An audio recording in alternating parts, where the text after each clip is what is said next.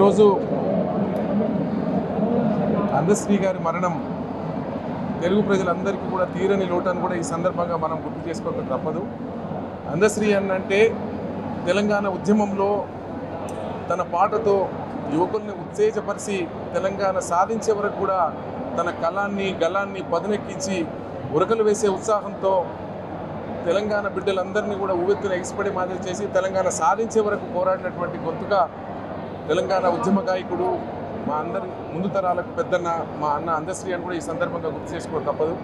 మరీ ముఖ్యంగా తెలంగాణ ఉద్యమంలో జైబోలో తెలంగాణ అన్నటువంటి సినిమాలో అందశ్రీ అన్న రాసినటువంటి పాట మరి తెలంగాణ సాధనకు ఒవ్విల్లూరి ఆ రోజు యువత చైతన్యపరచడానికి జనజాతరలో మన గీతం జయకేతనమయ్యగరాలి, జనజాతరలో మన గీతం జయకేతనమయ్యగరాలి, జంజామారిత జన నినాదమై జయగంటలు మ్రోగించాలి, ఒకటే జననం ఒకటే మరణం జీవితమంతా జనమే మననం, కష్ట నష్టాలెన్నదురైన కార్యదీక్షతో తెలంగాణ జై బోలో తెలంగాణ, గలగర్జనల జడివాన జై బోలో తెలంగాణ, నిలువెల్లగాయాల వీణ.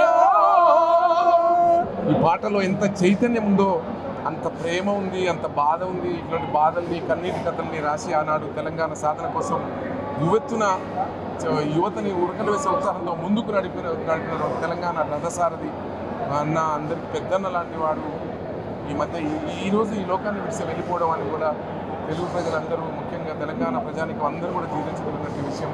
అలాగే చాలా పాటలు, ఒక పాటలో మాయమైపోతున్నడమ్మా మాయమైపోతున్నడమ్మా మనిషన్నవాడు, మచ్చుకైనా లేడు చూడు మానవత్వం ఉన్నవాడు, కూటికో నోటికో ఒక్కడే ఒక్కడు యాడ ఉన్నడు కోని కంటికి కనరాడు, మాయమైపోతున్నడమ్మా మనిషన్నవాడు.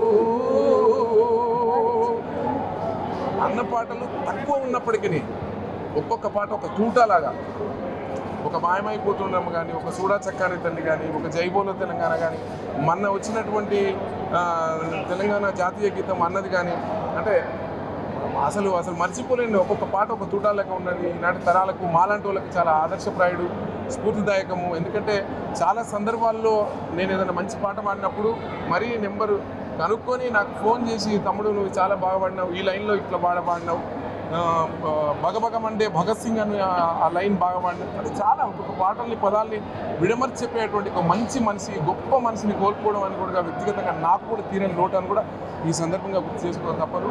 ఏది ఏమైనప్పటికీ ఆ భగవంతుడు ఆయనకు ఆత్మకు శాంతి చేకూరాలని మనస్ఫూర్తిగా కోరుకుంటూ సెలవు.